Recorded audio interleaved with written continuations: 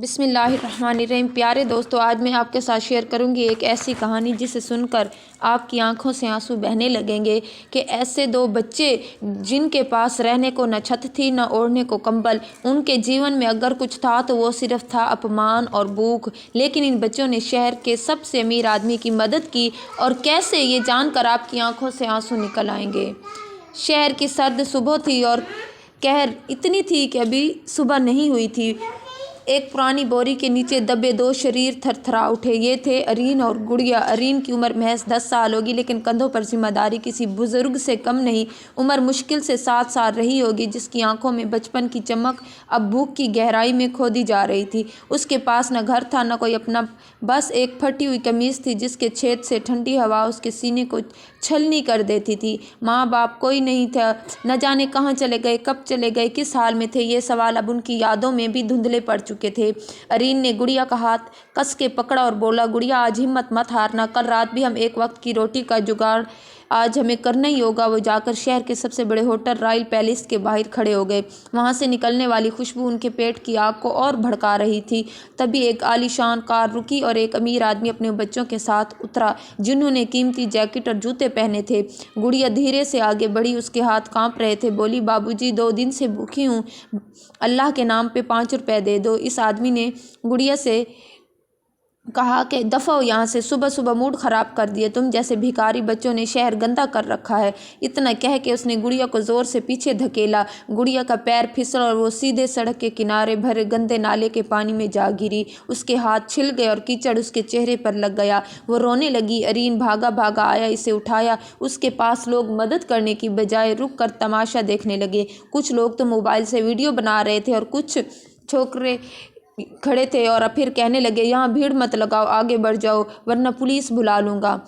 अपमान के घोपाक के इस कोने में वो उठे और फिर जाके पार्क के कोने में बैठ गए। अरीन ने अपनी फटी कमीज के कोने से गुड़िया का चेहरा साफ किया।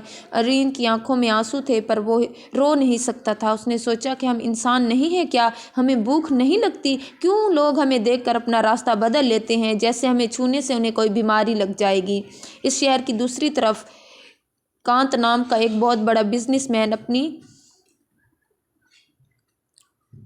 बैठा था अपनी 50% ऑफ करूथू।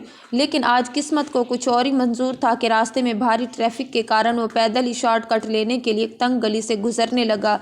बेटा बादा वाले इस इलाके में किसी शातिर जेब कुतर ने उसका बटुआ यानी पर्स उड़ा लिया। उस बटुए में थोड़े से रुपए थे, लेकिन उनके ज़रूरी कार्ड और डील के पेपर की चाबी भी थी।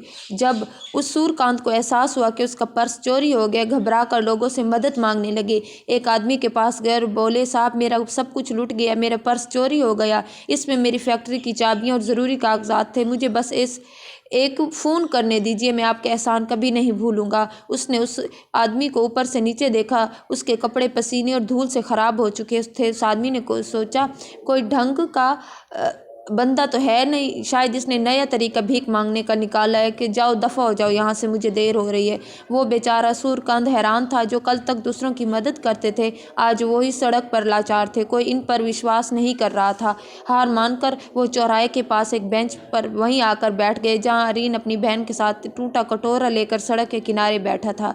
दिन चढ़ता गया, धूप तेज़ हो गई। कटोरे में कुछ रुपए, कभी 2 रुपए, कभी 5 रुपए और कई बार कुछ भी नहीं। भूख जब जोर की मेहमान बन जाए तो इंसान खुद से भी नज़रें चुराने लगता है। शाम के तक दोनों के पास सिर्फ इतने पैसे थे कि एक सूखी रोटी भी खरीदते तो पूरा पेट ना भर सकती थी। गुड़िया ने धीमी आवाज़ में पूछा, भैया आज खाना मिलेगा? अरीन ने झूठी मुस्कान के साथ कहा, हाँ कुछ न कुछ तो हो ही जाएगा। लेकिन अरीन जानता था कि आज फिर दोनों को आधे पेट सोना पड़ेगा। और तभी किस्मत ने अचानक एक ऐसा मोड़ लिया जिसके बारे में इन बच्चों ने कभी सोचा भी नहीं था। वो चलते हुए अपने रास्ते जा रहे थे, तब अरीन का पैर किसी चीज़ से टकरा गया। नीचे देखा तो एक पुराना फटा हुआ पर्स पड़ा था। अरीन ने इसे उठाया, इसने पर्स खोला और अगले ही पल इसकी आंखें फैल गई। इसके अंदर 5,500 नोटों की गड्डी पड़ी थी, पूरे 5,000। अपनी पूरी ज़िंदगी में एक साथ नहीं देखे थे। गुड़िया की आंखें चमक उठी। उसने अपनी चोट का दर्द भुला दिया और बोली, भाई देखो इतने सारे पैसे, आज हम गरम गरम समोसे खाएंगे,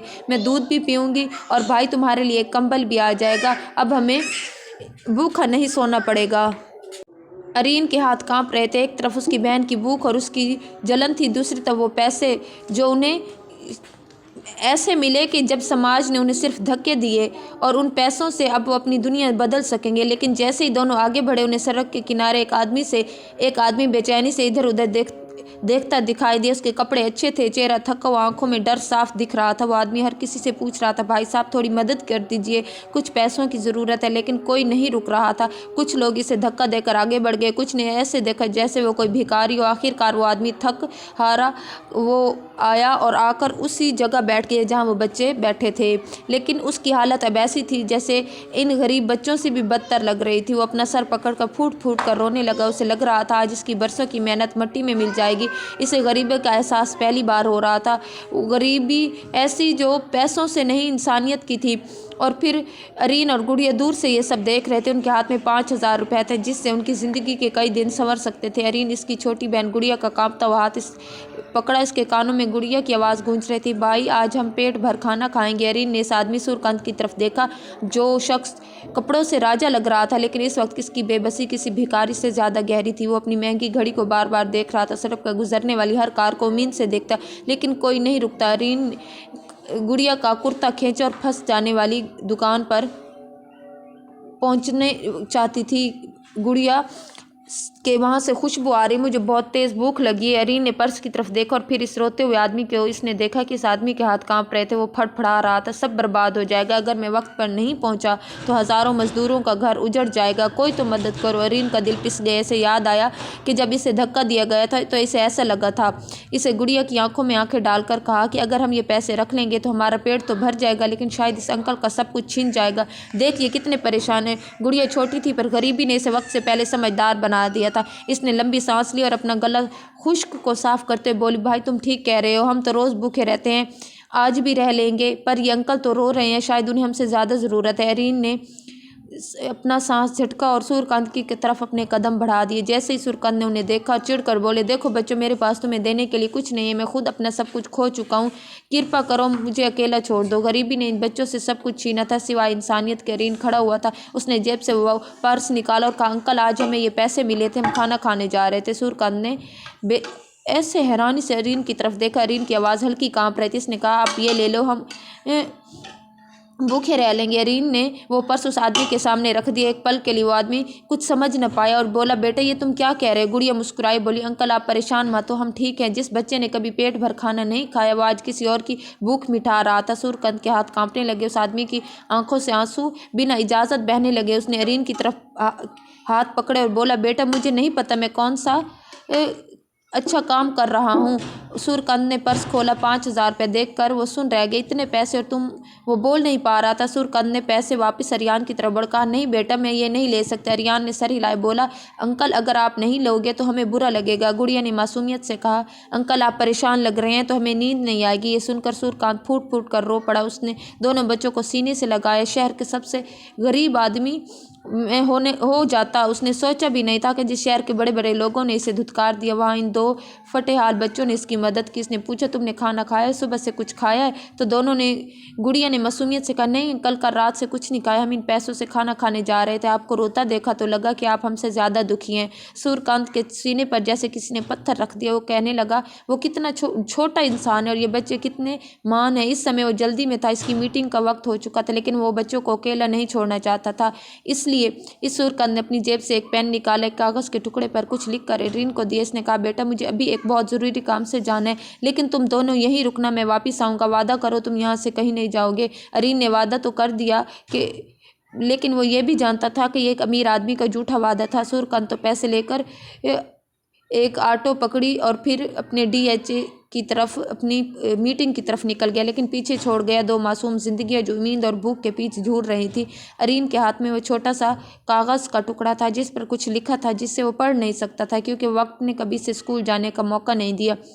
गुड़िया ने अपनी सूखी हुई आंखों से उस आदमी को किराए की कार में ओझल होते देखा और फिर अरीन का हाथ पकड़कर बोली, भाई डाल दिया। अरीन ने कागज़ अपनी फटी जेब में संभाल कर रखते कहा, पता नहीं गुड़िया, इनकी आंखों में सच्चाई थी। उन्होंने वादा किया है और हमें इंतज़ार करने का कहा है। सूरज जब सर पर आ चुका था, तपती सड़क से उठती भाप दोनों के नंगे पाँव को छू रही थी और लेकिन सूर्यकांत का कोई पता ना था। भूख अब बर्दाश्त से बाहर हो रही थी। गुड़िया का चेहरा पीला पड़ने लगा और इसे चक्कर आने लगे। वो सड़क के किनारे एक पेड़ की झांप में बैठ तभी पास के ढाबे से गरम रोटियों और फिर सब्जी की खुशबू आई, महक आई। अरीन ने सोचा क्यों न वो दुकानदार से एक रोटी मांग ले। वो हिम्मत जुटा के ढाबे के पास गए। बोला, साहिब मेरी बहन बहुत भूखी है, क्या एक बासी रोटी मिल जाएगी? अंकल वो कल आएंगे तो मैं आपको पैसे लेके दे दूंगा। ढाबे वाले ने गुस्से में एक डंडा उठाया, चिल्लाए, भाग यहाँ से, सुबह से तीसरा भिखारी आए। वो अंकल तुझे पैसे देने आएंगे? शक्ल देखी अपनी। वो अमीर लोग सिर्फ काम निकालने के लिए मीठी बातें करते हैं। चल ओए। अरीन वापस गुड़िया के पास आकर बैठ गया। इसकी आंखों में बेबसी के आंसू थे। वो सोचने लगा, क्या मैंने गलती की? इन 5,000 रुपयों से मैं गुड़िया को डॉक्टर को दिखा सकता था, इसे पेट भर खाना खिला सकता था। मैंने अपनी ज़िंदगी और अपनी बहन की ज़िंदगी क्यों ख़तरे में डाल दी? शाम होने को आई थी, आसमान में लाली छा गई, लेकिन इन बच्चों की ज़िंदगी में अंधेरा भर रहा था। गुड़िया की हिम्मत अब जवाब दे रही थी। उसने रोते हुए कहा, भाई मुझे बहुत डर लग रहा है, मुझे भूख नहीं, अब बस नींद आ रही है। अरीन ने इसी अपनी गोद में लिटा लिया। वो बार बार सड़क की तरफ देखता, शायद वो बड़ी कार फिर से दिखे। हर गुजरती कार की हेडलाइट से इसकी आंखों में उम्मीद जगा दी। लेकिन